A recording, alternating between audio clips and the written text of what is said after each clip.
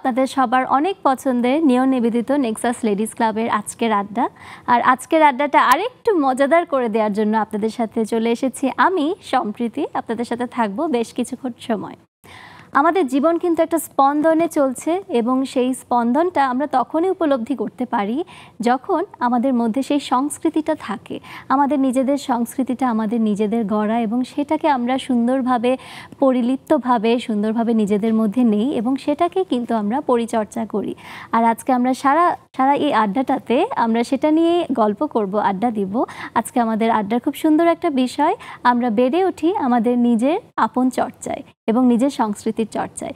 এবং বরাবরের মতোই আমাদের সাথে তিনজন খুব সুন্দর অতিথি আছেন যাদের সাথে আমরা আজকে আমাদের এই সংস্কৃতি চর্চাটা নিয়ে খুব মজার একটা আড্ডা দিব। তো আমি আপনাদের সাথে পরিচয় করে দিচ্ছি আমাদের যেই অতিথিরা আছেন তাদের সাথে।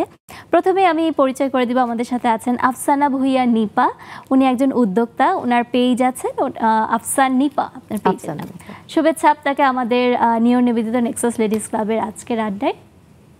এরপর আমাদের সাথে আছেন পূজা মল্লিক, উনি একজন সঙ্গীত শিল্পী। ধন্যবাদ পূজা আমাদের সাথে আজকে যুক্ত হওয়ার জন্য। ধন্যবাদ। এবং সবশেষে আমাদের সাথে আছেন আউলিয়া পারভিন, উনি একজন ফিজিক্যাল ইনস্ট্রাক্টর এবং সমাজসেবা অধিদপ্তরে।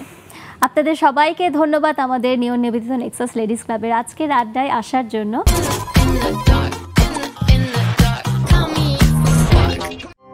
Available at Herland stores. শুরুতে আমি চলে যাব নিপার কাছে। আপনি একজন উদ্যোক্তা, আফসান নিপা। কিসের পেজ এটা, কি করা হচ্ছে, একটু আমাদেরকে আপডেট করবেন? এটার মূলত আমাদের মণিপুরি শাড়ি, যেটা আমাদের সিলেটের তৈরি। এই মণিপুরি শাড়িটাকেই আমরা ফিউশন করি বিভিন্নভাবে। 2020 থেকে আমাদের চলাটা আসলে পথ চলা। আর আমাদের বিভিন্ন ডিজাইন আছে, ডিজাইনার ক্লোথসগুলো চলছে। এর মধ্যে আমাদের কিছু খুব এক্সক্লুসিভ ডিজাইন থাকে যেগুলো 4-5 সেটের বেশি হয় না, এগুলোই আমরা রাখি। আর কিছু এক্সক্লুসিভ ডিজাইন থাকে যেগুলো আমাদের কুমিল্লার খাদি, বিলুপ্ত হয়ে গেছে, অরিজিনাল খাদিগুলো আসলে পাওয়া এখন মুশকিল। তো সেই খাদিগুলোকে আমরা আবার নতুন করে তৈরি করার চেষ্টা করছি বা তাঁতির কাছ থেকে কথা বলছি যে কোনোভাবে সেই পুরনো আমাদের সেই পুরনো সংস্কৃতি বা পুরনো পোশাক আমরা আসলে আবার নতুন করে আনতে পারি কিনা। আপনি তো মানে পুরো আপাদমস্তক সংস্কৃতিটাকে আলিঙ্গন করে রেখেছেন আমি বলবো নিপা। তা আপনার যে পরনের শাড়িটা, এটাও নিশ্চয়ই আপনার ডিজাইনে। মণিপুরি শাড়িটাকে ফিউশন ভাবে করা হচ্ছে, যেটা আমরা অনেক সময় দেখা যায় জামদানি শাড়িতে অনেক দেখেছি, কিন্তু মণিপুরি শাড়িতে সচরাচর দেখা হয়নি। তো এই আইডিয়া কখন, মানে কিভাবে মাথা থেকে আসলো? কতদিন ধরে করা হচ্ছে? 2017 থেকে আমি আসলে বিজনেস স্টার্ট করি। তো দেখছি যে সবাই দেশীয় পণ্য নিয়ে একটা সময় খুব বেশি ক্রেজ চলছে। তো আমি চিন্তা করলাম যে সবই তো হচ্ছে, এমন কি পিছিয়ে আছে যেটাকে আমরা আসলে নতুন করে সামনে নিয়ে আসতে পারি। মণিপুরি শাড়িটা খুবই পপুলার তখন অনলাইন বিজনেসে, অ্যাকচুয়ালি 2020-এর দিকে অনলাইন বিজনেসে আমাদের কোভিডের সময় খুব বেশি পপুলার হয়ে গেল। কিন্তু এমন কিছু আসলে আমরা ভ্যালু অ্যাড করতে পারিনি যেই জিনিসটা নর্মালি গতানুগতিক ইয়াং জেনারেশনটা পড়তে চায় না। শাড়ি সাধারণত ইয়াং জেনারেশনে পড়তে চায় না, ওরা ওয়েস্টার্নে খুব বেশি কমফোর্টেবল। কিন্তু শাড়িটাকে যদি ডিফারেন্ট কিছু করে দেওয়া যায়, হয়তো বা তারা পড়তে চাইবে, একটু আগ্রহ পাবে, আকর্ষণ হবে, আকর্ষিত হবে। সেই চিন্তা থেকে আমাদের আসলে এই মণিপুরি শাড়িটার ডিজাইন চিন্তা করা। অ্যান্ড ধীরে ধীরে রেস্ট অফ দ্য হিস্ট্রি, যে মানুষ পছন্দ করছে। অ্যান্ড এরপর তো আসলে কপির একটা ব্যাপার থাকে যেটা ইন্টারেস্টিং, যে এরপর ধীরে ধীরে অনেকেই পরিচিত, অনেকেই শুরু করলেন কপি করা। এবং আমার কাছে মনে হয় এটা একটা প্লাস পয়েন্ট আমার জন্য। এটা আসলে হ্যাঁ, আমি পজিটিভলি বলবো যে আপনার কাছ থেকে ইন্সপায়ার হয়ে এখন আরো সবাই করছে। আমরা তো ফ্যাশনটা আসলে একজন আরেকজনকে ইন্সপায়ারই করি। সো আপনি ওটার সংস্কৃতিটার মানে সূচনাটা করেছেন, সবাই এখন সেটার চর্চা করছে।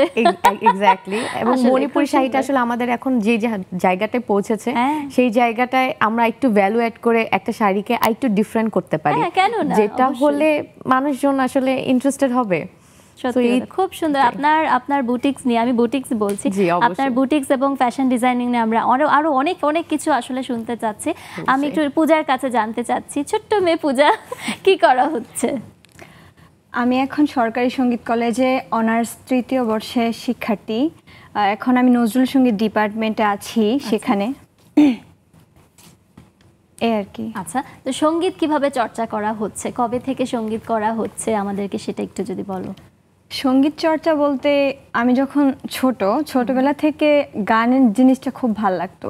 আমার বাবা মা গান করতেন, ওদেরকে দেখতাম, মানে ওদেরকে দেখে আমার মানে গানের প্রতি একটা আগ্রহ জাগতো যে আমিও গান করব। বাবা মা কি গান গান মানে মানে বাবা মা দুজনই দুজনেই গান করেন। হ্যাঁ, আচ্ছা। আমার প্রথমত আমার বাবা গান করতেন, তারপর বিয়ের পর যখন আমার মা আসে বাবাকে দেখে আমার মাও গান শিখেছে, মানে ওরা দুজনেই আর কি গান করে। প্রফেশনাল সিঙ্গারই? প্রফেশনাল সিঙ্গার বলতে হ্যাঁ হ্যাঁ হ্যাঁ, ধর্মীয় গান যেমন গ্রামের মধ্যে কীর্তন গান, মানে আমার বাবা মা দুজনেই করেন। বাহ, তাহলে আপনিও নিশ্চয়ই সেগুলা করা হয়? হ্যাঁ, আমরা তো শুনবো আজকে। হ্যাঁ, সুন্দর। ধরো সংস্কৃতির সাথেই বেড়ে ওঠা হচ্ছে আসলে। হ্যাঁ হ্যাঁ হ্যাঁ।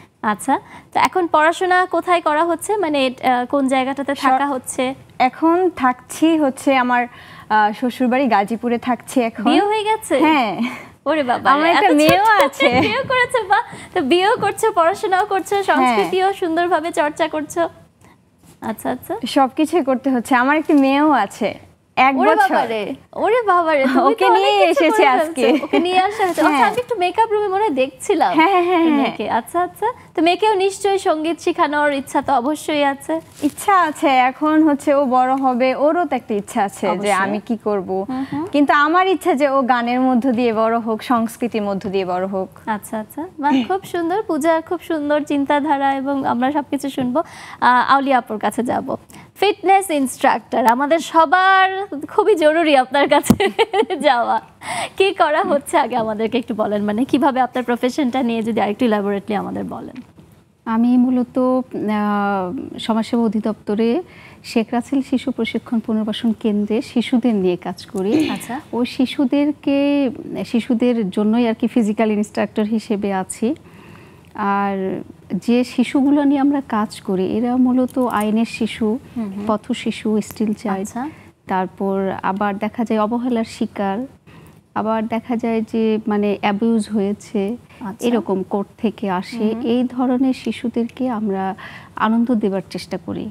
তারপর সাইকোসোশ্যাল কিছু গেম আছে, সেগুলো তাদের উপরে অ্যাপ্লাই করার পর তাদের দেখা যায় যে তারা যে এতটা টর্চারের শিকার হয়ে আসছে, এবং দেখা যায় যে 6 বছর তারপর 5 বছরেরও শিশু থাকে, এদেরকে নিয়ে মূলত কাজ করি আর কি।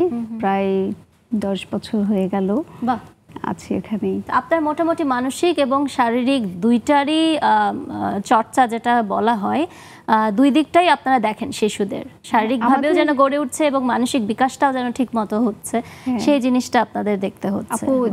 শারীরিক যেটা প্রশিক্ষক, এটা তো আসলে মনের সাথে শরীরের একটা ওতপ্রোত একটা ভাবে জড়িত, তো একটার সাথে রিলেটেড, তা তো অবশ্যই। সেই হিসেবে আর কি করা হয়। সাইকোলজিস্টও আছে, আমারও সাইকোলজিক্যাল ঢাকা ইউনিভার্সিটি থেকে আপনার সাইকোলজিস্টের যে এডুকেশনাল চাইল্ড যে কাউন্সিলিং ডিপার্টমেন্ট আছে, ওখান থেকে কোর্স করা আছে। আচ্ছা, শুধু এই বাবুদের জন্য, এই শিশুদের জন্যই। তা আপনি 10 বছর ধরে এখানেই করছেন? এর আগে কি আর কিছু করা হয়েছে? এর আগে জাতীয় পুরস্কার প্রাপ্ত একটি স্কুল ছিল, শিবরাম সরকারি প্রাথমিক বিদ্যালয়, আচ্ছা, ওখানে ছিলাম। আচ্ছা আচ্ছা, ওখানে থাকার পরে তারপর লেকচার পাবলিকেশনের হেড অফিসে ছিলাম, লেখালেখিতেই ছিলাম। ফিটনেসটাতে আশাটার পিছনের ঘটনাটা কি, মানে ছোটবেলা থেকে আপনার মানে আপনার ভিতরে সংস্কৃতিটা কিভাবে করে আপনাকে, মানে যেহেতু আজকে আমরা আসলে আমাদের সংস্কৃতির চর্চা নিয়ে অনেকখানি আড্ডা দিচ্ছি, তো আপনার ভিতর থেকে কিভাবে আসলো যে আপনি ফিটনেস সেক্টরটাতে যাবেন? নিশ্চয়ই আপনার ভিতর কোনো একটা তো কিছু জাগ্রত হয়েছিল। সংস্কৃতি বলতে আর কি সাংস্কৃতিক, যেটা সংস্কৃতির একটা পার্ট আর কি। সাংস্কৃতিক আমি ছোটবেলা থেকেই, আমার বাবা একটু অন্যভাবে, আমরা 4 বোন 1 ভাই, অন্যভাবেই বড় করেছে। ছোটবেলা থেকে আমি নাট্যতত্ত্ব বিভাগ থেকে 4 বছরের কোর্স আমার বাবা করিয়েছিল। তারপর আপনার নাচের উপরে করেছিল, তারপর ড্রয়িং এর উপরে, এগুলো 4 বছর, এবং আমরা ক্লাস 9 পর্যন্ত এই কাজগুলো করেছিলাম। 9 পর্যন্ত ড্রামা, নাচ করা, ড্রয়িং করা, সবকিছু শেখা। এবং আমার বাবা বলতো, শিশু একাডেমির এবং শিল্পকলার টিচারকে বলতো যে আমার মেয়ে সপ্তাহে 1 বার যাবে, কিন্তু সবসময় যাবেন, এবং আপনাকে আমার বাসায় আসতে হবে, কারণ আমার মেয়ে, এবং মেয়েকে আমি একটু পরে বের করব, এরকম একটু ছিল সে। তারপর ওখান থেকে শেখা, এবং শুধু স্কুলের যে প্রোগ্রামগুলো, সরকারি প্রোগ্রামগুলো, এগুলোতেই আমাদেরকে অ্যাটেন্ড করানো হতো। তারপর ওখান থেকে যখন আমরা এইচএসসি পাশ করে বের হলাম, ইন্টারমিডিয়েট পাশ করে বের হলাম, ওখানে আমি আবার স্কাউটে ছিলাম, গার্লস গাইডে ছিলাম। মানে এগুলো আমার বাবা সবগুলোতে আমাদেরকে রিলেটেড করেছিল। ছোটবেলা থেকে আপনার মোটামুটি আপনার ভিতর এই জিনিসটা মাইন্ডসেটই ছিল যে কালচারাল অঙ্গনে যাওয়া, সো আপনার সংস্কৃতিটা আপনি এখনো বলতে পারি যে আপনি ওভাবে ধরেই রেখেছেন। আসলে সংস্কৃতি মানে তো শুধু এটাই না যে নাচ গান আর সাংস্কৃতিক অনুষ্ঠান করাটা, আমাদের ভিতরে যে বেঁচে আছি আমরা যেভাবে করে, যে কালচারে বেঁচে আছে, ভিতর থেকে যে শিক্ষাটা, ছোটবেলার শিক্ষা, স্কুল থেকে হোক, পরিবার থেকে হোক, সব কিছু মিলাই আমরা যেভাবে করে বড় হচ্ছি, সেই বোধটা আমাদের ভিতর যে জাগ্রত করে, সেই জিনিসটা থেকে আসছে। পূজার কাছে যাব। পূজা বলছিল কীর্তন গানের কথা, হ্যাঁ, তো বাবার কাছ থেকে শেখা হয়েছে, সেটা নিয়ে আমাদেরকে যদি একটু বলতে পারবো, আমরা একটু শুনতেও চাই। আসলে এই জিনিসগুলো তো আমাদের সচরাচর শোনাও হয় না। আমাদের হচ্ছে আর বাবা মা দুজনেই গান করেন, তো সেই প্রেক্ষিতে আমিও ওদেরকে দেখতাম ছোটবেলায় যে ওরা গান করে।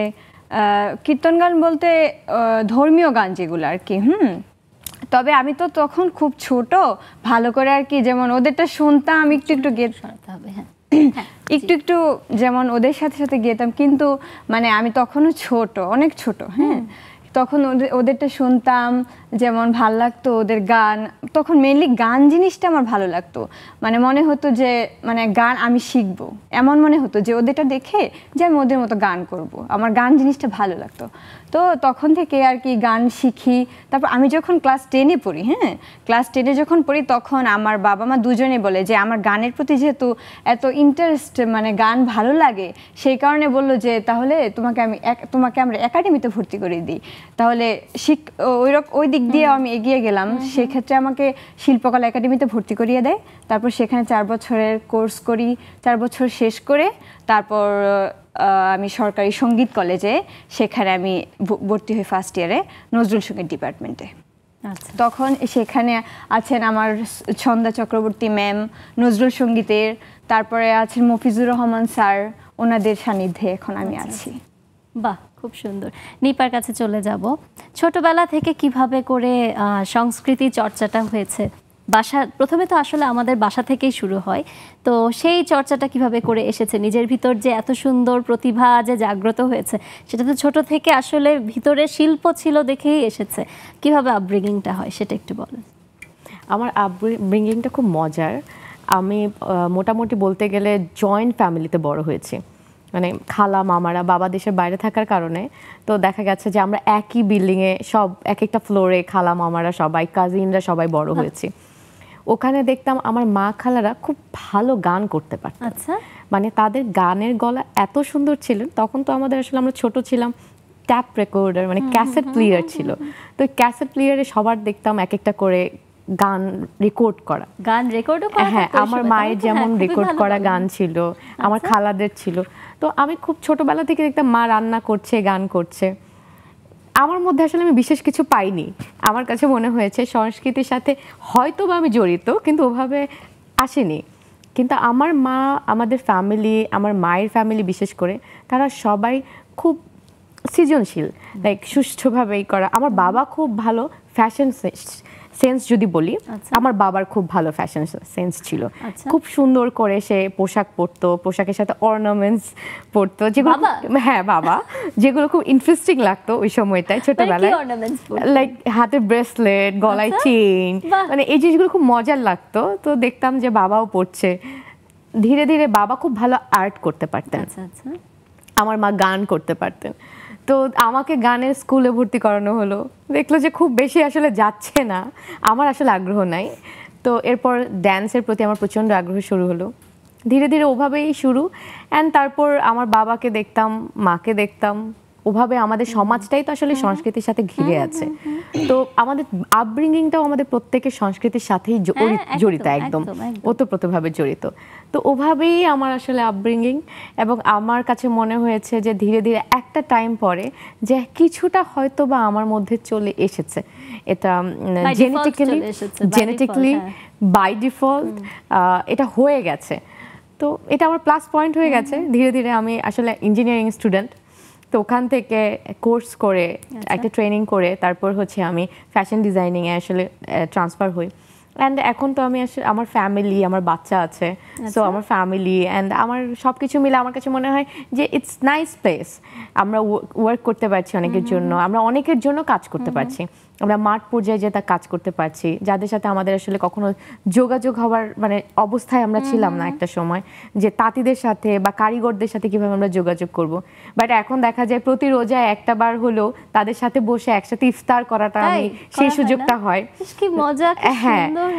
হ্যাঁ, আমাদের মণিপুরীরা যারা আছেন তাদের বিভিন্ন ওকেশনালি তারা আমাকে ফোন করে, ভিডিও কল করে, তো দেখা যায় ওদের ভিডিও কলে ওদের ওকেশনগুলো আমি দেখতে পাই। এই জিনিসগুলো আমার কাছে মনে হয় যে অনেক বছরের আসলে এটা একটা বন্ধুত্ব। অবশ্যই। আর এই বন্ধুত্বটা আমরা সবাই পারি আসলে এগিয়ে নিয়ে যেতে। এটা আসলে এভাবে হয় না, সংস্কৃতির মাধ্যমেই সম্ভব। সবকিছুর সাথে আমাদের আসলে সবকিছু কিন্তু মানে ছোট পর্যায় থেকেই কিন্তু আসলে আস্তে আস্তে গড়ে ওঠে। আমরা আরো বড় কিছু সৃষ্টি হয়, আমরা আরো অনেক কিছু আসলে শুনবো, তাঁতিদের গল্পও শুনতে চাই। তারপর আপনার যে এই যে আপনার লিঙ্কটা, হ্যাঁ, কিভাবে করে হলো এবং আপনি সেখানে যাচ্ছেন মণিপুরিতে, ওখান থেকে আপনার সাথে যে কমিউনিকেশনটা হচ্ছে, আমরা কিন্তু সব কিছু আসলে আজকে শুনতে চাবো।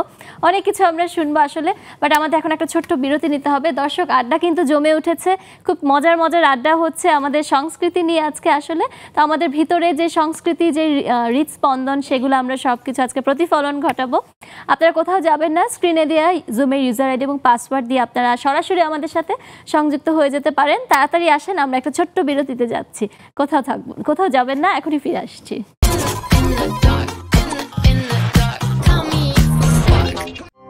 Available at Herland stores.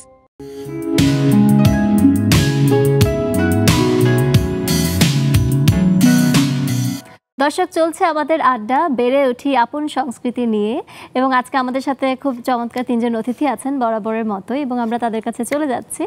আমরা কথা বলছিলাম আমাদের সংস্কৃতি নিয়ে, যেটা দিয়ে আমরা গড়ে উঠেছি, আমাদের ভিতরের যে আত্মাটা আছে সেটাই আসলে সব কিছু ছোটোবেলা থেকে কিন্তু আপব্রিঙ্গিং হয়েছে আমাদের সংস্কৃতিটা নিয়ে। তো আমি পূজার কাছে যাব। পূজার যে ছোটবেলা থেকে, এখনো তুমি অনেক ছোট, আমি আসলে তোমাকে এত সুইট তুমি দেখতে হচ্ছে, এখনো তুমি একটা বাচ্চা মেয়ে। তো তোমার ছোটবেলা থেকে যে গান গাওয়াটার কথা বলছিলাম, আমরা এখন তোমার কাছে আসলে একটু গানই শুনতে চাচ্ছি, তারপর আমরা তোমার আরো গল্প শুনবো আসলে। তো আমরা একটা গান শুনতে চাই পূজা। আমি এখন শ্রদ্ধেয় সাবিনা ইয়াসমিন ম্যামের গাওয়া আমি রজনীগন্ধা ফুলের মতো গানটি করছি। ওকে। আমি রজনীগন্ধা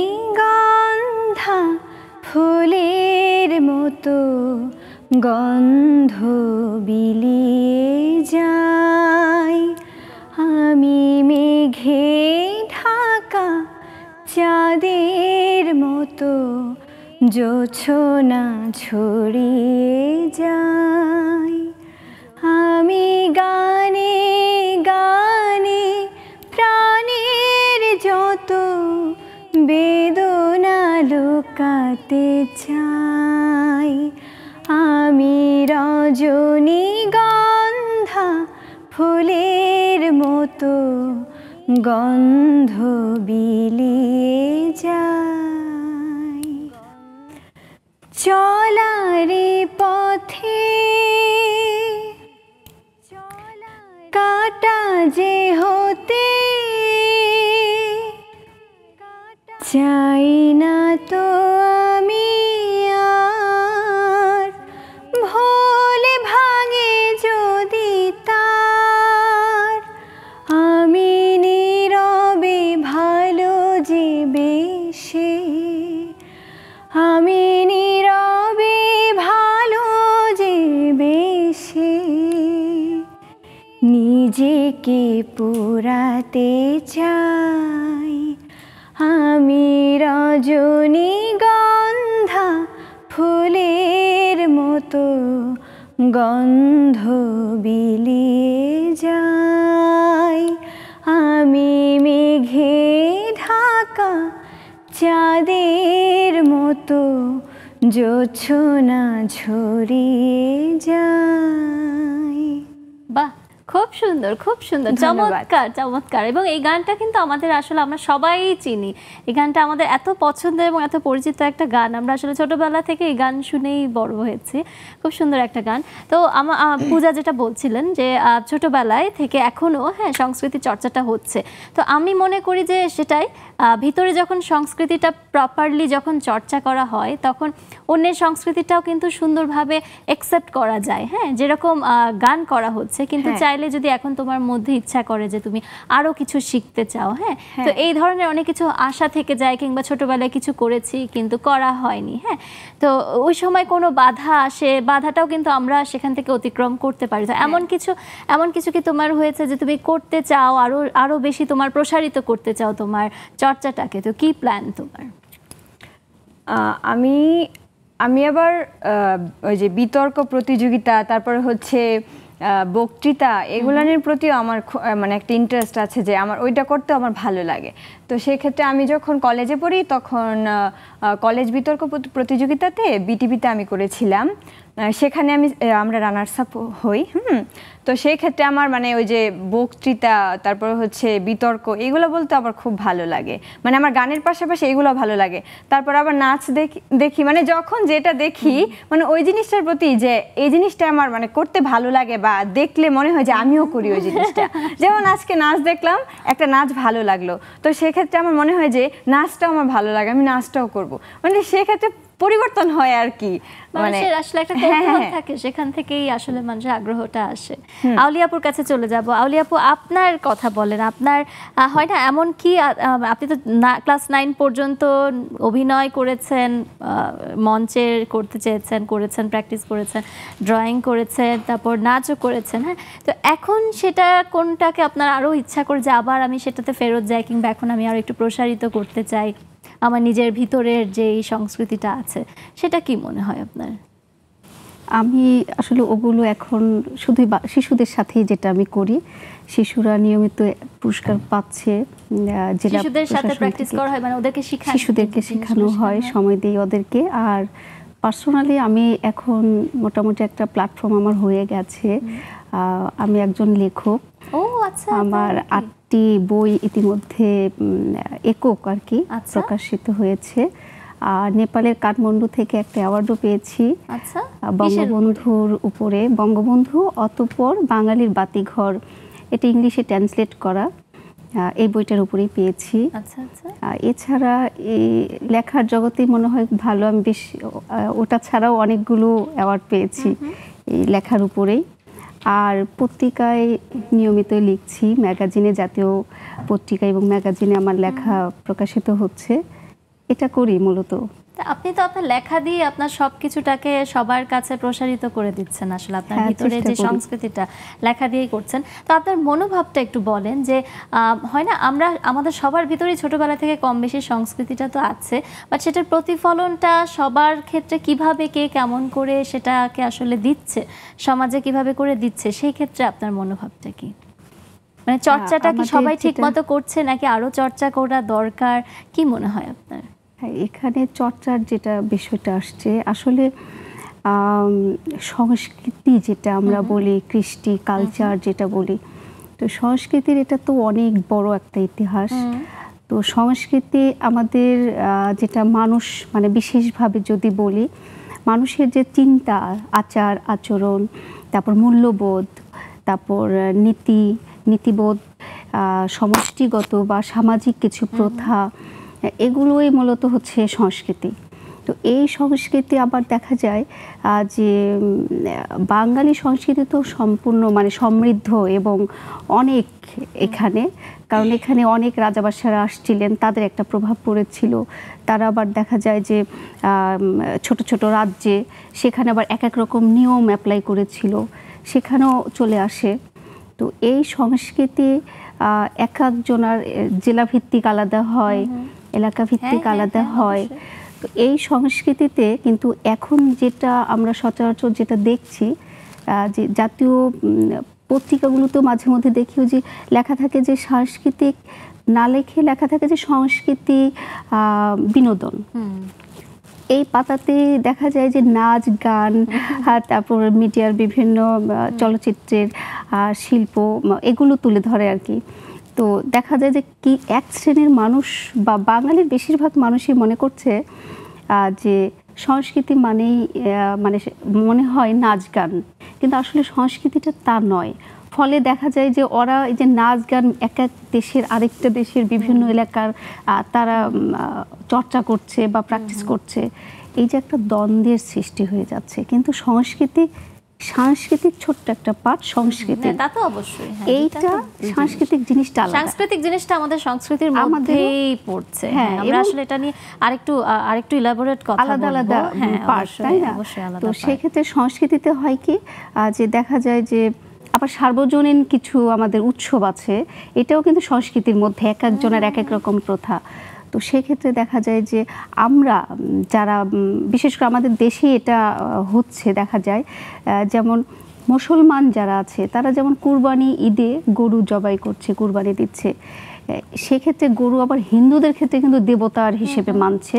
তো এই ক্ষেত্রে এটা আমাদের মুসলমানের সংস্কৃতি, ওটা হিন্দুদের সংস্কৃতি, তারা সরস্বতী পূজা করছে, এটা করছে, এটা আমি নিতে পারবো না। কিন্তু বলা যায় যে ধর্ম যার যার, উৎসব সবার, কিন্তু এই ক্ষেত্রে উৎসবে কিন্তু আমরা কি করছি, উৎসব বা আমাদের নিজস্ব একটা মতামত সব শ্রেণীর মানুষের আছে, কিন্তু আমরা বাঙালিরা করি কি প্রত্যেকের যে আলাদা আলাদা সংস্কৃতিটা আছে, এটা আমি করছি তুমি কেন করবা না, এটা তুমি করছো না কেন করছো না, একটা নেগেটিভ চিন্তা বা তার উপরে অ্যাপ্রোচ করছি আমরা, কিন্তু বাইরের দেশগুলোতে এটা নেই। আসলে আমরা একটা ছোট্ট বিরতিতে যাব, খুব গভীর কথা হচ্ছে আউলিয়াপুর কাছ থেকে, আমরা আরো ফেরত এসে আমরা আরো অনেক কথা শুনবো। দর্শক, আড্ডা চলছে, আপনারা সরাসরি আমাদের সাথে সংযুক্ত হয়ে যেতে পারেন নিয়ম নিবেদিত নেক্সাস লেডিস ক্লাবের আজকের আড্ডায়। যাচ্ছি একটু ছোট্ট বিরতিতে, এখনই ফিরে আসবো।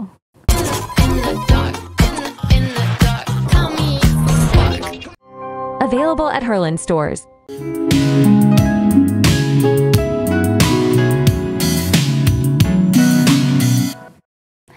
দর্শক, চলছে আমাদের নিয়ম নিবেদিত নেক্সাস লেডিস ক্লাবের আজকের আড্ডা এবং আপনাদেরকে আরেকবার অনেক বেশি শুভেচ্ছা জানাচ্ছি। এবং স্ক্রিনে দেয়া জুমের ইউজার আইডি এবং পাসওয়ার্ড দেওয়া আছে, সেটা দিয়ে আপনারা আমাদের সাথে সরাসরি সংযুক্ত হয়ে যেতে পারেন। তো আমরা আড্ডা দিচ্ছিলাম আমাদের চমৎকার তিনজন অতিথির কাছে। নিপার কাছে চলে যাব।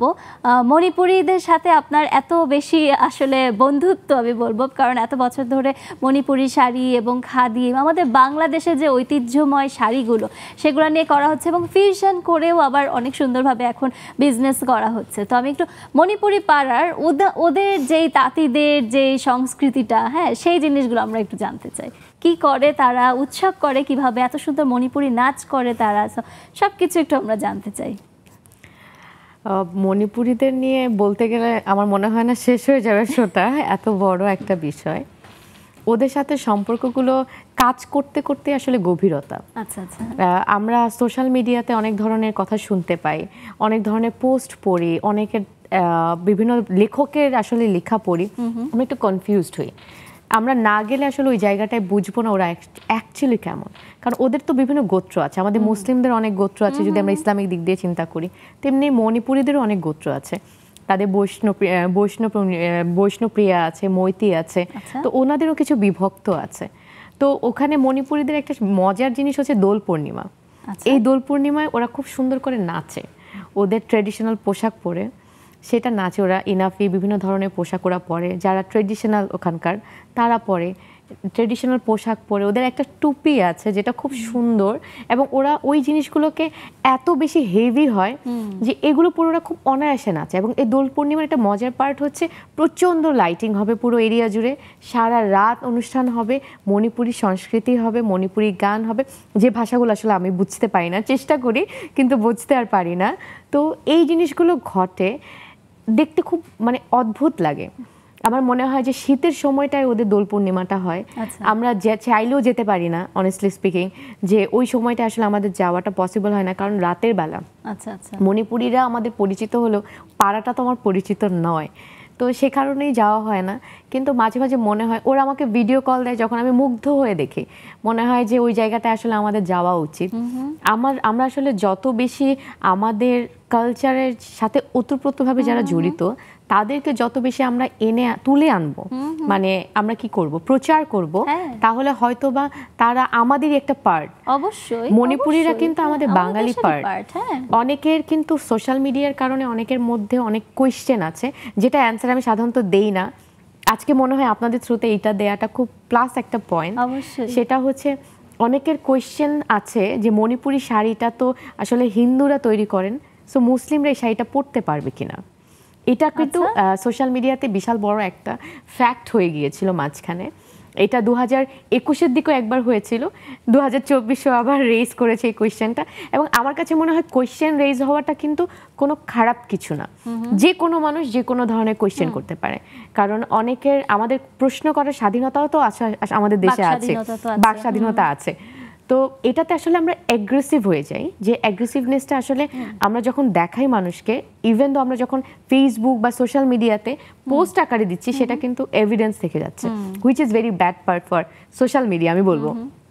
বাট আমরা যদি এটা করতে পারি, যে আমরা প্রমাণ দিতে পারি, খুঁজতে পারি যে আসলে আমরা যদি অতীতে ঘাটি যে আসলেও কি শাড়ির সাথে, নামাজের সাথে, মণিপুরীদের সাথে কোনো ফ্যাক্ট আছে বা কোনো ব্যাপার আছে, তাহলে আমি বলবো যে এটা আসলে কোনো ফ্যাক্ট না।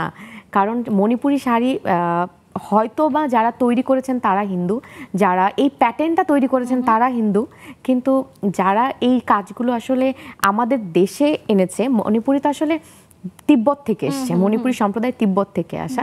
আমি জানি না আসলে এটা আসলে কতটুকু প্রচার হয়েছে, তিব্বত থেকে আসা, আমি ভুল হতে পারি আমার মনে হয়, বাট তিব্বত থেকে আসা। তারপর তো ওদের যুদ্ধের সময় আসলে বিভক্ত হয়ে গেছে, বিভিন্ন দেশে চলে গেছে, ইন্ডিয়া, আসামে চলে গেছে, বাংলাদেশে এসেছেন মণিপুরীরা। বাংলাদেশে বিভিন্ন জায়গায় মণিপুরীরা এখনো বসবাস করছে, সিলেট, রাঙামাটি, এইসব জায়গায়, শ্রীমঙ্গলে। তো আমাদের দেশে পার্টটা হয়েছে কি, আমাদের দেশে কোনো ধরনের ময়ূরাং পাড় বলে, আমাদের মণিপুরি শাড়িতে কিন্তু অনেকগুলো পাড় আছে, আপনারা যদি একটু অবজার্ভ করেন। আমি যেমন যেটা পরে আছি এটাকে ময়ূরাং পাড় বলে। আচ্ছা, এটা ময়ূরাং, হ্যাঁ, একটু ত্রিভুজ আকৃতির। বাট আবার কিছু আছে ত্রিভুজ আকৃতি, ওটা আলাদাভাবেই বলা ত্রিভুজ আকৃতি, এটা আমাদের বাংলাদেশের প্রেক্ষাপটে। কোনোটা আবার কেওড়া পাড় বলে। তো কোয়েশ্চেনটা রেজ হয় এটা যে এগুলো সবগুলো অনেকটা মন্দির আকৃতির। তো এইটা করে আসলে নামাজ পড়া যাবে কিনা শাড়ি পরে। তো বিষয়টা হচ্ছে যে ইন্ডিয়াতে ওনারা ময়ূরাং পাটটাকে প্রাধান্য দিয়েছে, আর ময়ূরাং শব্দটার অর্থটাই হচ্ছে ত্রিভুজ আকৃতি। তো এখানে আসলে মন্দিরের কোনো প্যাটার্নই নাই। তো এই জিনিসটা কোয়েশ্চেন রেজ হলে আমরা অ্যান্সার দিতে পারি, কিন্তু ভুলভাল কোয়েশ্চেন করলে বা ভুলভাল অ্যান্সার দিলে আমরা আসলে পারবো না কিছু বলতে। সো আপনাদের এই প্ল্যাটফর্ম থেকে এটা বলা যায় যে মণিপুরি শাড়ি পরে অনায়াসে নামাজ পড়া যায়, এবং আমরা অনেক শাড়ি পরেও কিন্তু, পোশাক পরে কিন্তু আমরা নামাজ পড়ি না।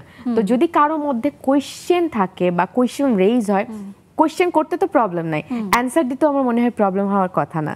তো শাড়ি পরে একটা ওয়াক্ত নামাজ আমরা নাই পড়ি, আর যদি আমরা চিন্তা করি সেই পারপাসে, যদি ইসলামিক দৃষ্টি থেকে চিন্তা করি, আমি যদি ভুল না হয়ে থাকি, শাড়ি পরে কিন্তু নামাজ হওয়ার কথা না, বিকজ অনেকটা ওপেন, রাইট?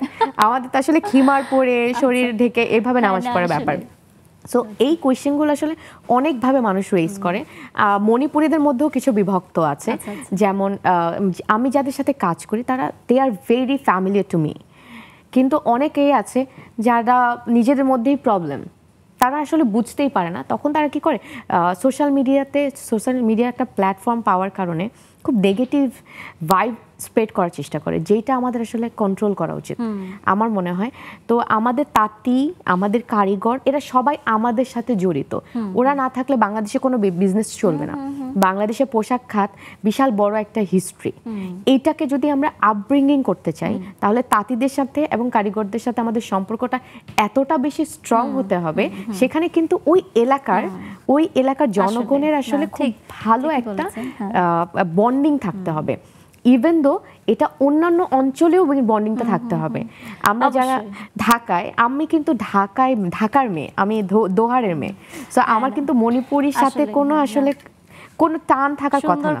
সুন্দর কথা বলেছেন নিপা। আসলে আমি এবার একটু পূজার কাছে চলে যাব, যে আমরা যেটা মনে করি যে আমাদের নিজেদের যেটা নিপার কাছ থেকেও দেখছি, হ্যাঁ, যে আমাদের নিজেদের সংস্কৃতি যদি শক্ত হয়, আমাদের নিজেদের ভিতরে, হ্যাঁ, চর্চাটা যদি শক্ত হয়, তাহলে কিন্তু আমরা আশেপাশের আমরা কিন্তু এমনিতে অনেক ওপেন মাইন্ডের, হ্যাঁ, আমরা কিন্তু সব ধরনের সংস্কৃতির পজিটিভ দিকগুলো আমরা কিন্তু অ্যাকসেপ্ট করে নিই এবং আমাদের নিজেদের মধ্যে কিন্তু করে নিই। যেরকম আপনি যে নিপা পড়েছে যে মণিপুরি শাড়ি, তার মধ্যে ফিউশনটাকে সুন্দর করে অ্যাকসেপ্ট করে ওর ভিতর কিন্তু আবার রপ্ত করেছে। এভাবে করে কিন্তু আমাদের সংস্কৃতির মধ্যে আমরা মিক্সড আপটা করি এবং অ্যাকসেপ্ট করে নিই। হ্যাঁ, তো এই মনোভাবটাকে কীরকম লাগে, কি মনে হয় পূজার কাছে? আমরা আমাদের দেশীয় যে সংস্কৃতি আছে, যেমন আমাদের দেশীয় সংস্কৃতির পাশাপাশি আমরা কিন্তু বিদেশি সংস্কৃতিটাকেও ধারণ করি। তো সেক্ষেত্রে দেখা যায় যে সব কিছু যে নেগেটিভ হবে তা কিন্তু নয়, আমরা পজিটিভও ওটার মধ্যে পাই। যেমন ধরেন আমরা মনে করি যে আমরা বিদেশি সংস্কৃতি, বিদেশি পোশাক, ধরেন পোশাক থেকে শুরু করে তাছাড়াও টিভি চ্যানেলগুলো, আমরা যেমন অনেকেই বলি যে বিদেশি স্টার জলসা, জি বাংলা, যেমন ইন্ডিয়ান সিরিয়ালগুলো যেগুলো, এগুলো কিন্তু আমরা বেশিরভাগ দেখি। কিন্তু এগুলা দেখি যেমন এগুলো মানে এই সিরিয়ালগুলোতে যেমন নেগেটিভ কিছু আছে, তেমনি প্রত্যেকটা জিনিসেই কিন্তু পজিটিভ একটা সাইড থাকে। যেমন ওটা থেকে একটা শিক্ষা নেওয়ারও কিছু আছে, যেমন ওটার ভিতরে কিছু শিক্ষা নেওয়ার মতো কিন্তু আছে। সব কিছু যে নেগেটিভ তাও কিন্তু নয়।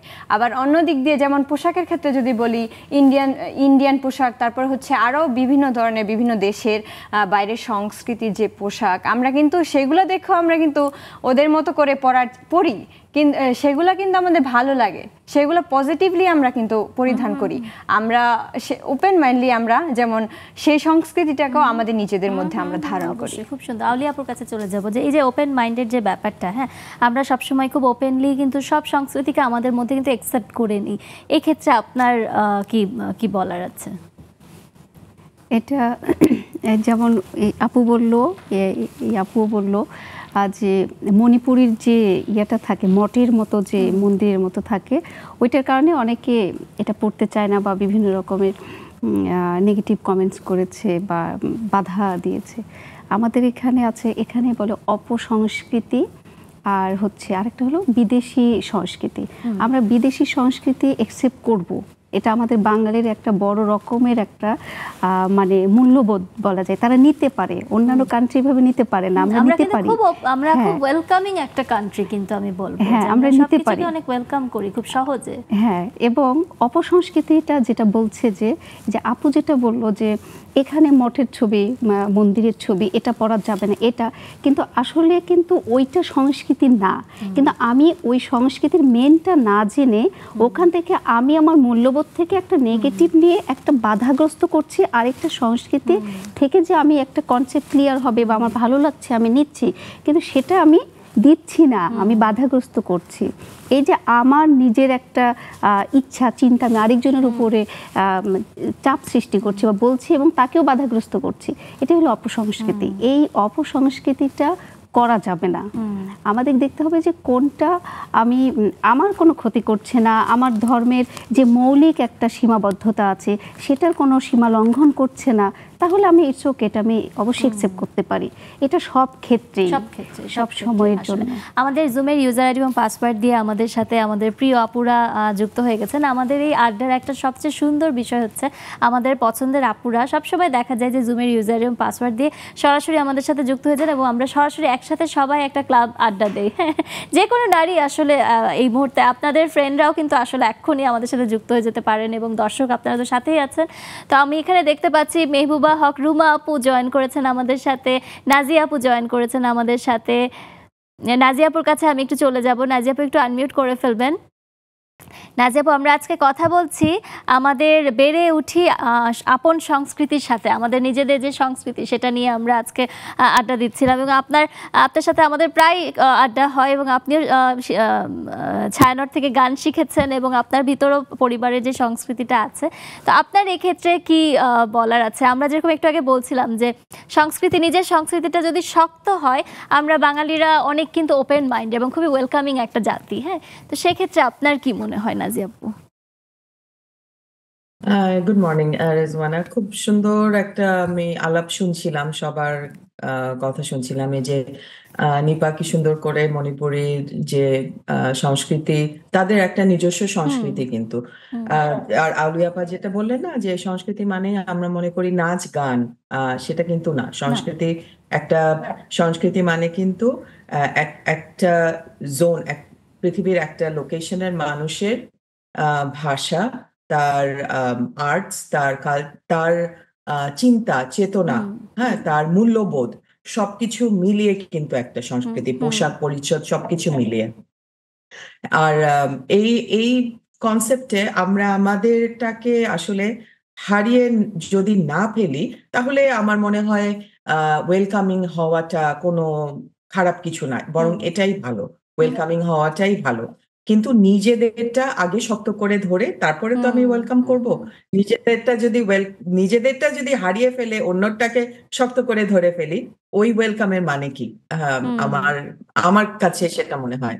আমরা এই যে বিদেশি যতগুলো চ্যানেল আমরা দেখি, আজকাল অনেক রকম পোশাক পরিচ্ছদে আমাদের দেশের মেয়েদেরকে বা ছেলেদেরকে আমরা দেখি।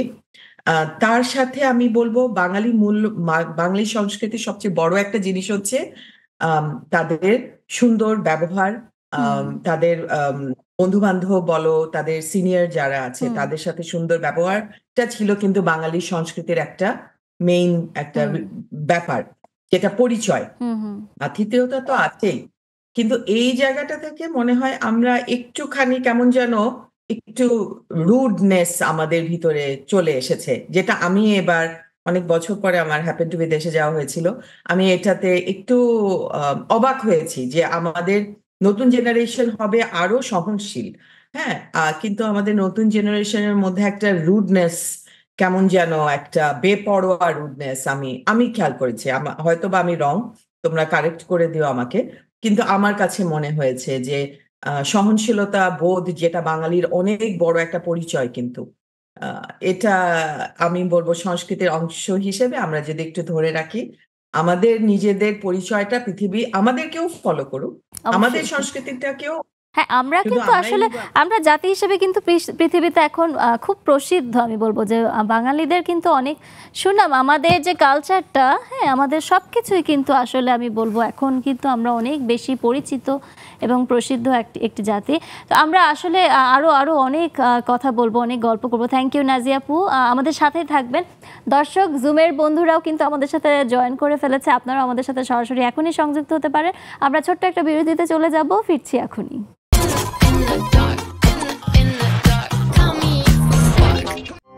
Available at Herland stores.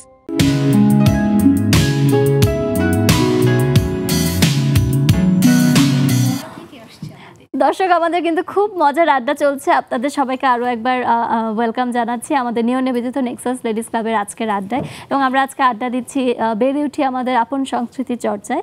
এবং আমাদের সাথে তিনজন চমৎকার অতিথি আছে। স্ক্রিনে দেওয়া জুমের ইউজার আইডি এবং পাসওয়ার্ড দিয়ে আপনারা আমাদের সাথে সরাসরি সংযুক্ত হয়ে যেতে পারেন। এবং আমাদের পছন্দের অনেক আপুরা অলরেডি যুক্ত হয়ে গেছে, আপনারা দেখতে পাচ্ছেন।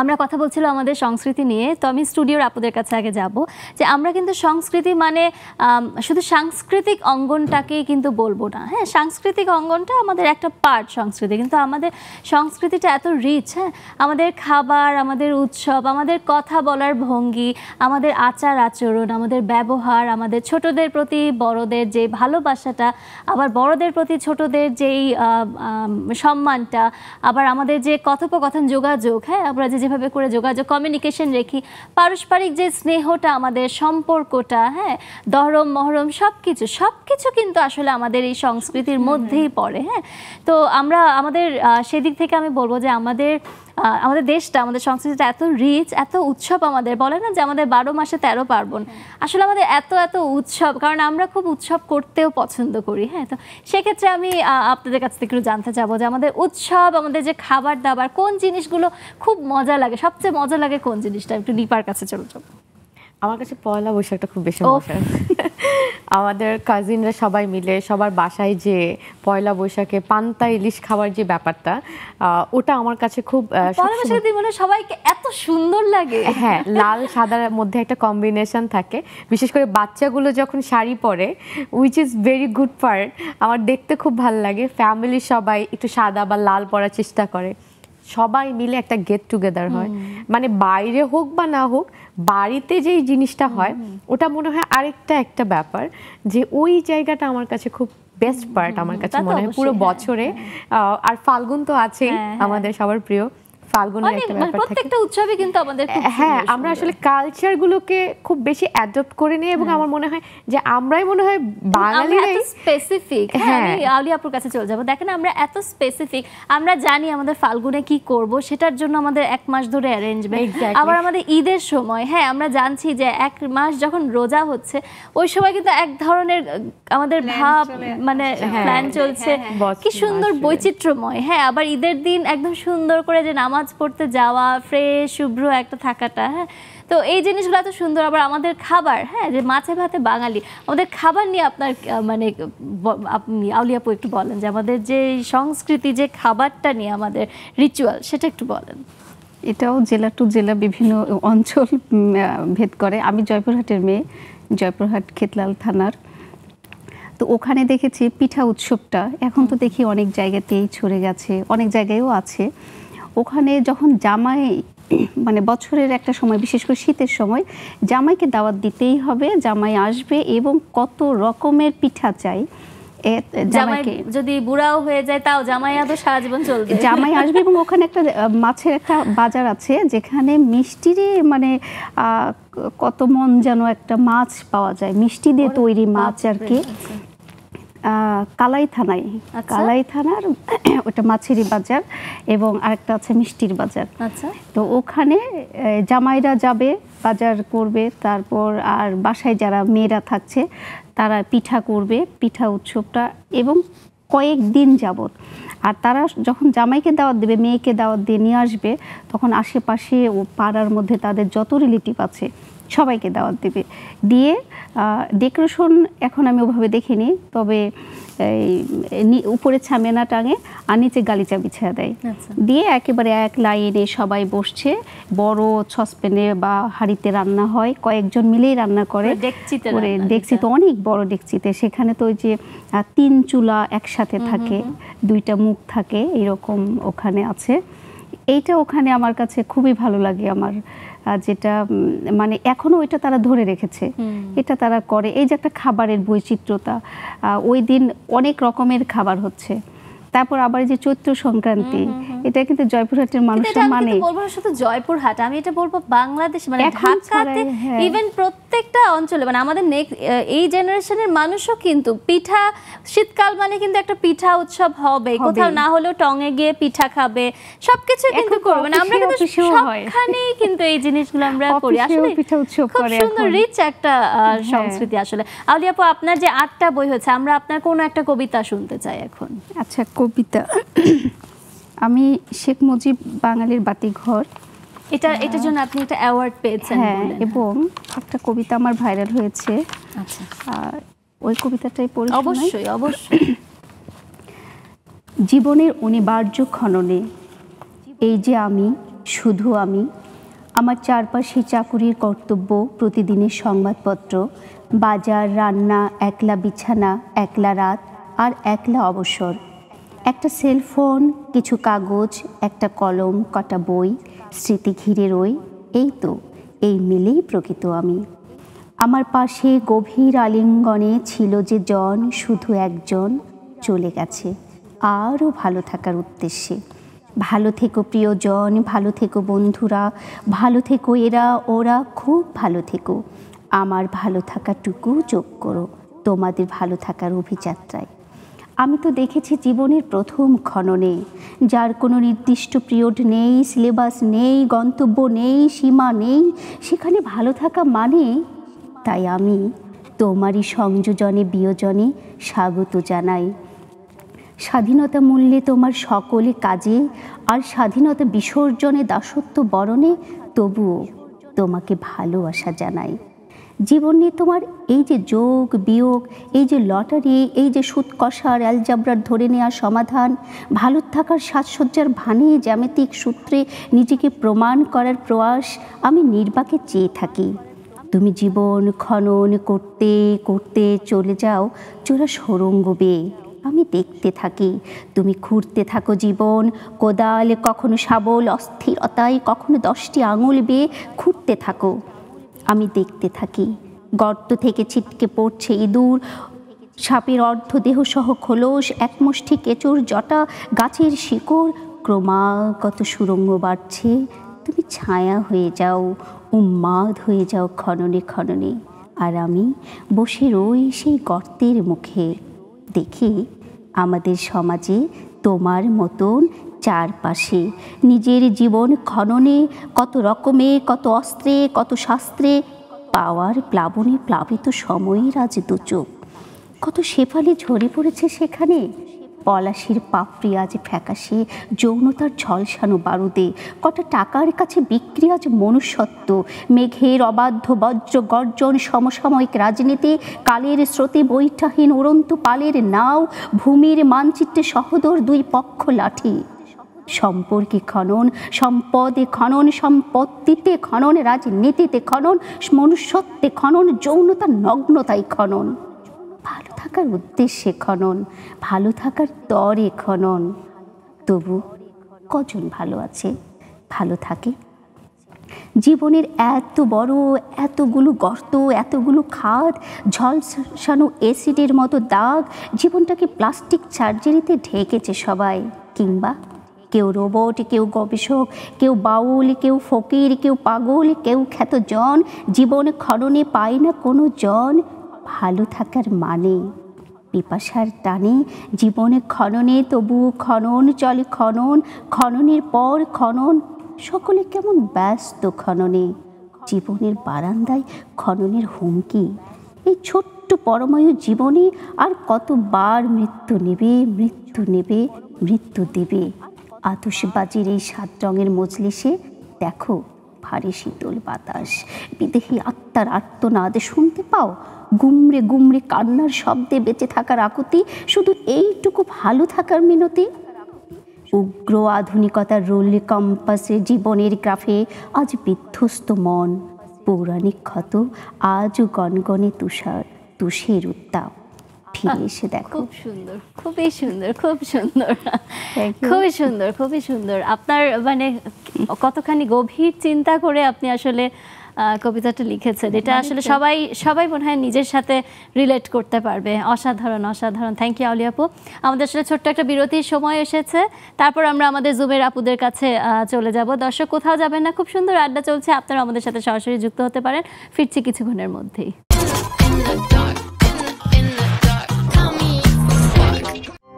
Available at Herland stores.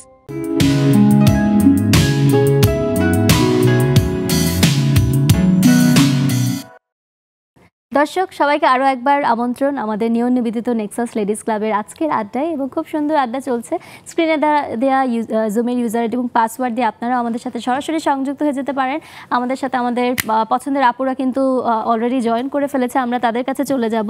আমি আগে রুমা আপুর কাছে চলে যাব। রুমা আপু, আজকে আমরা আমাদের সংস্কৃতি নিয়ে কথা বলছি, এবং সংস্কৃতি বলতে আমরা যেটা বুঝাই যে আমাদের বেড়ে ওঠা, আমাদের কালচার, হ্যাঁ, আমাদের খাওয়া দাওয়া বলেন, আমাদের কমিউনিকেশন বলেন, আচার আচরণ, ব্যবহার, উৎসব, সব কিছু আমাদের মানে পরিচয়টাই আমাদের সংস্কৃতি আসলে। তো সেক্ষেত্রে আপনার মনোভাবটা একটু বলেন আমাদেরকে, যে আমাদের যে এত রিচ একটা কালচার আমাদের দেশের, আপনি একটু বলবেন আমাদেরকে।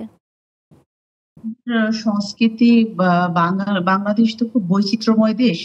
এখানে যেমন অনেকগুলো ধর্ম আছে, অনেকগুলো জাতি আছে, আমাদের প্রতিটা জেলায় ভিন্ন ভিন্ন ভাষা। এরপর আমাদের বিভিন্ন উৎসব, যেমন আমাদের দেশে রিক্সা চলে, এটাও একটা সংস্কৃতি। এটা হয়তো নাই, আপনি কলকাতায় পাবেন, ওটা হচ্ছে যে ওরা টানা রিক্সা। তো আমাদের এই রিক্সা, তারপর আমাদের বাউল সঙ্গীত, বিভিন্ন কিছুই আছে। বাচ্চা জন্মের সাথে মুখে মধু দেওয়া থেকে শুরু করে মুখে ভাত দেওয়া, আমাদের হিন্দু খ্রিস্টান ধর্ম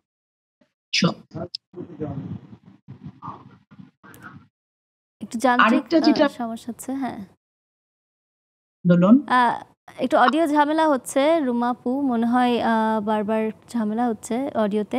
আমরা রুমাপু আপনার কাছে আরেকবার ফেরত আসবো। আমরা আগে একটু তাহলে রেবেকা আপুর কাছে চলে যাই। রুমাপু আপনার কাছে ফেরত আসবো আবার, হ্যাঁ রেবেকা আপুর কাছে চলে যাব। আমাদের সংস্কৃতি নিয়ে আপনি কিছু বলবেন রেবেকা আপু। আমরা বাঙালি, আমাদের বিভিন্ন সংস্কৃতি নিয়ে আমরা চলছি। হ্যাঁ, তার আগে সবাইকে শুভ সন্ধ্যা। হ্যাঁ, সবাইকে স্টুডিওতে খুব সুন্দর লাগছে। আমরা আসলে সংস্কৃতি বলতে আমাদের বাঙালি সমাজে আমরা অনেক সংস্কৃতি নিয়ে বাস করছি। কে কতটুকু যার যেটা তার সেটা নিয়ে চলা চলছি এবং চলা দরকার। কারটা কি সেটা বলার কোনো বৈষম্য আমি রাখতে চাচ্ছি না। আমার সবচেয়ে ভালো লাগে প্রত্যেকটা মানুষ তার সংস্কৃতিটা তৈরি করে নিজেদের মধ্যে। আমি যদি মনে করি যে আমি সংস্কৃতি পিঠা উৎসব এক্সাম্পল হিসেবে আমি শীতকালকে আমি খুব পছন্দ করি। হ্যাঁ, সেই পিঠা উৎসব আমার খুব ভালো লাগে। শীতকালটা আমার খুব পছন্দের একটা ঋতু। বিভিন্ন ঋতুতে বিভিন্ন সংস্কৃতি চলে আমাদের দেশে। তো আমরাও বাঙালি এখন অনেক দিক এগিয়ে গিয়েছি। এগিয়ে যাওয়াটাকে সবাই মিলে একটু ধরে রেখে সুন্দর করে গুছিয়ে একটা সুন্দর সংস্কৃতি তৈরি করতে পারি। যেমন আমাদের ফোক গান, এটা আমার কাছে খুবই ভালো লাগে। তারপরে ওই যে কি একটা আছে না, হুমায়ূন আহমেদের, আমি মনে করতে পারতেছি না, ওই গানগুলোকে হাসান রাজার কিছু গান, মানে একটা সময় ছিল এগুলো একটা বিনোদনের জায়গা। এগুলো আস্তে আস্তে চলে যাচ্ছে। এগুলো আস্তে আস্তে চলে যাচ্ছে। আমাদের এগুলোকে ধরে রাখার জন্য এখন যেসব গানগুলো শুনি সেগুলোর সাথে অনেক বৈষম্য পাই। আগের যে চেঞ্জ হয়েছে, আমি মনে করব সংস্কৃতি ধরে রাখা আমাদের প্রত্যেকেরই আসলে দরকার এবং সেটার জন্য সবারই ধন্যবাদ রেবেকা আপু, সত্যি কথা বলেছেন। আমরা আসলে গানের কথা বলছিল, সেই গান থেকে আমরা আসলে পূজার কাছে চলে আসতে চাই। পূজা আমাদের একটা গান শোনাবে এখন, হ্যাঁ, যে আমাদের তুমি একটু লালন শোনাতে পারো কিংবা হাসন রাজা যদি শোনাতে কমফোর্টেবল হও শোনাতে পারো, ছোট করে মানে কোনো একটা আমাদের অথবা তোমার পছন্দেরও শোনাতে পারো। It's okay. আচ্ছা, আমার পছন্দেরই শোনাই। আমি এখন যে গানটি করব সেটি হচ্ছে মিতালি মুখার্জি ম্যামের গাওয়া আমার খুব প্রিয় একটি গান। আমি এই দুনিয়া এখন তো আর সেই দুনিয়া নাই গানটি করার চেষ্টা করতেছি। এই দুনিয়া এখন তো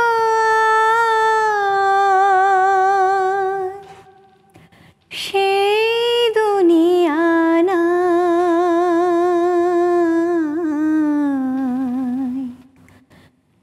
মানুষ নামের মানুষ আছে, দুনিয়া বুঝায়, এই মানুষের ভিড়ে আমার সেই মানুষ নাই, এই দুনিয়া এখন তো আর সেই দুনিয়া নাই, মানুষ নামের মানুষ আছে, দুনিয়া বুঝায়, এই মানুষের ভিড়ে আমার সেই মানুষ নাই, এই মাটির দেহ খাইল ঘুনে, দেখিল না তো কেউ, সারা জীবন রইল পরে দুই নয়নের জল, আমার দুঃখের কথা কইতে গেলে এই দুনিয়ার সবাই বলে শোনার সময় নাই, এই মানুষের ভিড়ে আমার সেই মানুষ নাই, এই মানুষের ভিড়ে আমার সেই মানুষ নাই। খুব সুন্দর, খুব সুন্দর, এত সুন্দর গলা তোমার পূজা, থ্যাংক ইউ, খুব সুন্দর।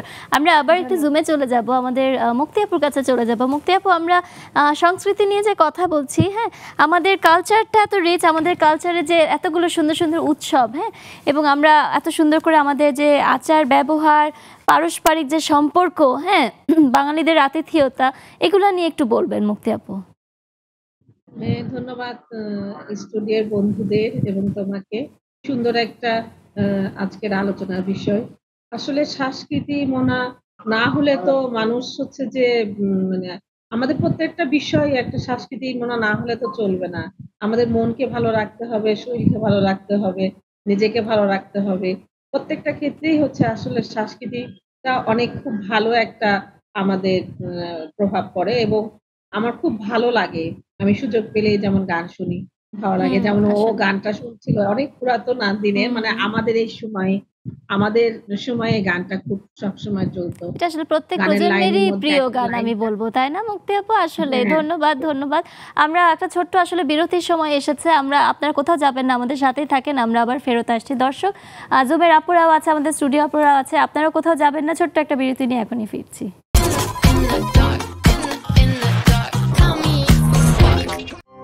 Available at Herland stores.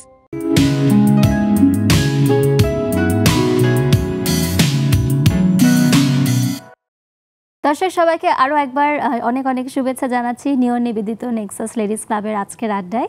এবং আমরা আজকে খুব মজার একটা আড্ডা দিচ্ছি আমাদের আপন সংস্কৃতি নিয়ে, এবং সংস্কৃতির যে চর্চাটা এবং তার যে প্রতিফলনটা সেই জিনিসটা নিয়ে আমরা সবাই আড্ডা দিচ্ছি।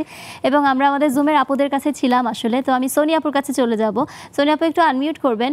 আমাদের যে এত সুন্দর একটা কালচারাল দেশ, আমাদের যে দেশটা এত রিচ, হ্যাঁ, কালচার নিয়ে, এবং আমরা এত অতিথি পরায়ণতা একটা দেশ, আপনি এই নিয়ে কি বলবেন, একটু বলবেন?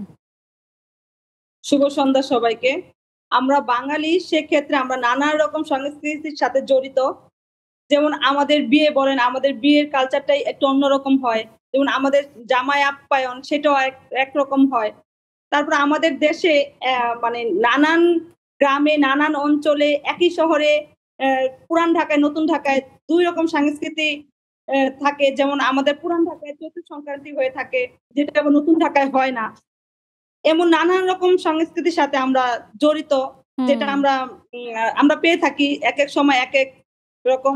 আসলে খুব আবার আমাদের ভ্যারাইটিজ, পিঠা অনেক ভেরিয়েশন আমাদের শীতের সময় অনেক রকম। সত্যি কথা সোনিয়া আপু, থ্যাংক ইউ। হ্যাঁ, অনেক ভেরিয়েশন, এই জিনিসটা আমরা আসলে খুব এনজয় করি। আমি একটু স্যামসাং থেকে আমাদের সাথে জয়েন করেছেন একজন আপু, একটু আনমিউট করবেন, আপনার নাম এখানে লেখা আসছে না, একটু আনমিউট করে ফেলবেন।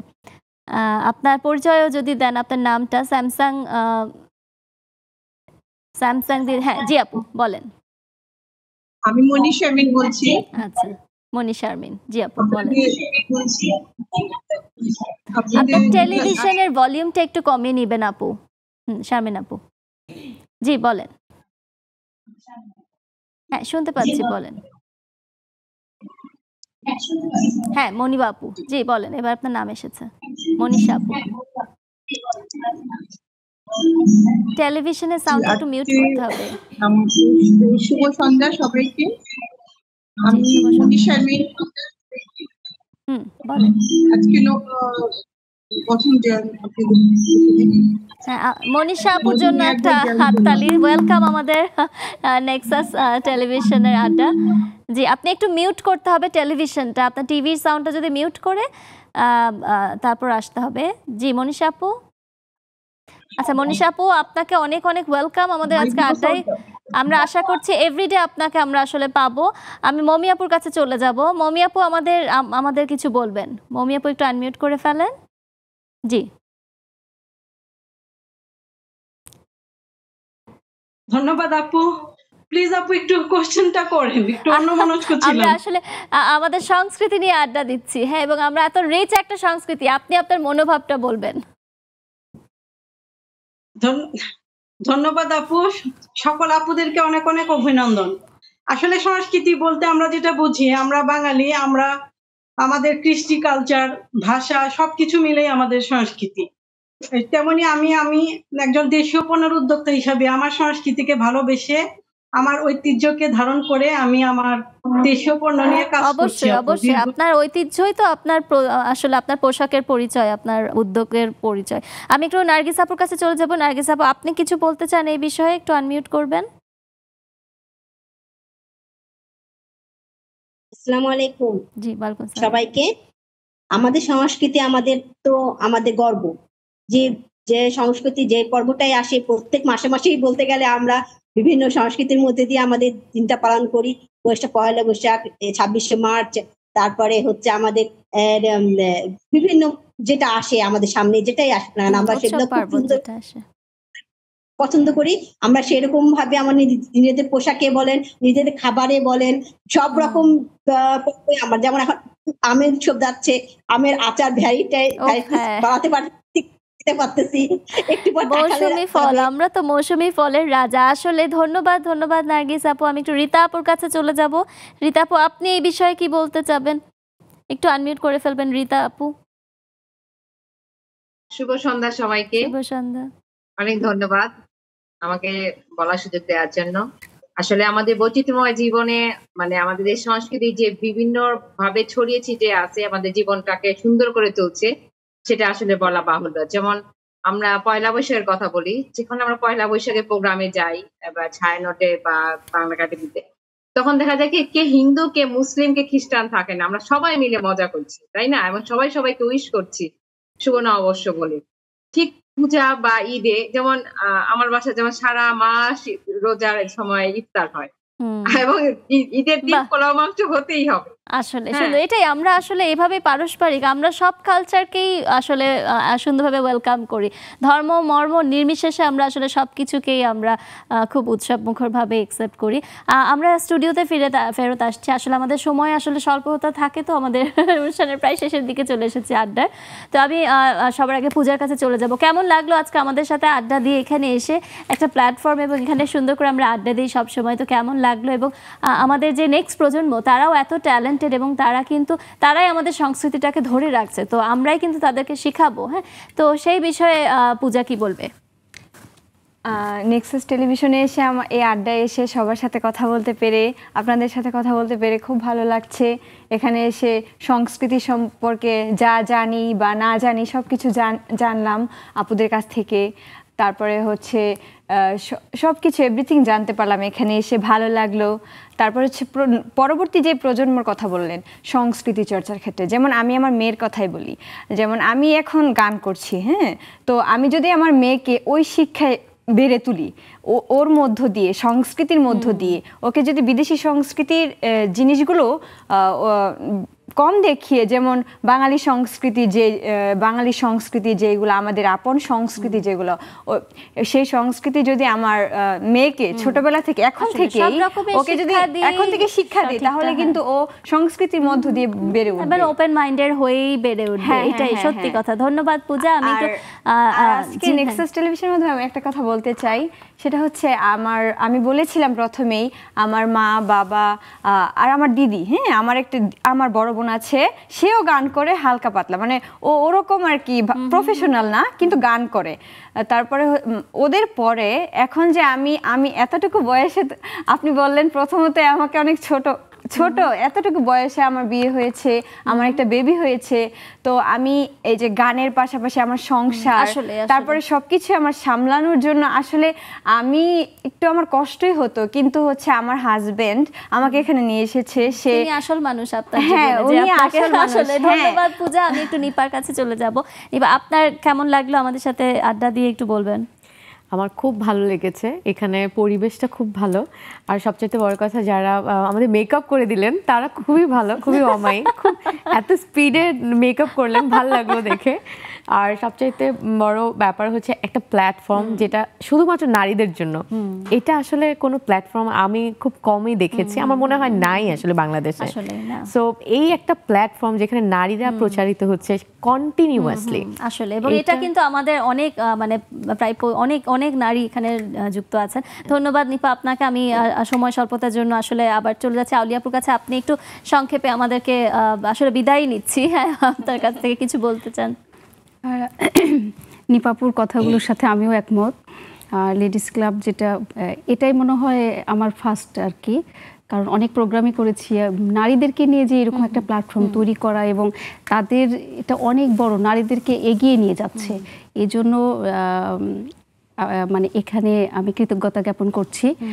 আর আমি শেষ সময় যেটা বলবো, আমাদের বাংলাদেশের প্রেক্ষাপটে যদি কখনো কোথায় যারা টিভির সামনে থেকে আমাদের এই প্রোগ্রামটা দেখছেন তাদেরকে বলবো, যদি পথে ঘাটে কোথাও কোনো শিশুকে পেয়ে থাকেন, তারপর যদি বাবার মা নেই কিন্তু শিশুটাকে কোথায় দিবেন এরকম যদি হয়, অর্থাৎ শিশুটা যদি কোনো রকমের ঝুঁকিতে থাকে, তাহলে অবশ্যই নির্দ্বিধায় চেয়ারম্যান বা জেলা প্রশাসক স্যার ওনার মাধ্যমে অথবা প্রশাসনের মাধ্যমে যোগাযোগ করে সমাজসেবার আর যে কোনো সরকারি শিশু পরিবারে আপনারা চলে আসবেন। ধন্যবাদ আলিয়া আপু, এটা একটা খুব হেল্পফুল একটা ইনফরমেশন, খুব সুন্দর একটা বার্তা দিয়েছেন। দায়িত্ব নেবে। ধন্যবাদ। দর্শক, আমাদের আসলে আড্ডা শেষ করতেই হচ্ছে, করতে চাই না, এত এত এত মজার আড্ডা হয়, বাট আজকে শেষ করতেই হচ্ছে। কালকে আবার হাজির হয়ে যাব আমরা নতুন কোনো বিষয় নিয়ে এবং খুব মজার আড্ডা দিব। আপনারা সবসময় আমাদের সাথে আছেন, সবসময় আমাদের সাথে থাকবেন, নেক্সাস টেলিভিশনের সাথে থাকবেন। আমি বিদায় নিচ্ছি আজকে, এবং আমরা পূজার গান শুনতে শুনতেই আজকে চলে যাব। সবাইকে আল্লাহ হাফেজ। আমি এখন গানটি করব নিয়াজ মোহাম্মদ চৌধুরী গাওয়া জীবনানন্দ হয়ে সংসারে আজও আমি। জীবনানন্দ হয়ে সংসারে আজও আমি, সব কিছু ভুলে যেন করিলেন দেন, তুমিও তো বেশ আছো, ভালোই আছো, কবিতায় পড়া সেই বনলতা সেন হায়, জীবনানন্দ হই সংসারে আজও আমি। টানা টানা চোখে কালি পড়েনি কোনো, হাসলেও গালে টোল পড়ে এখনো, কি জাদু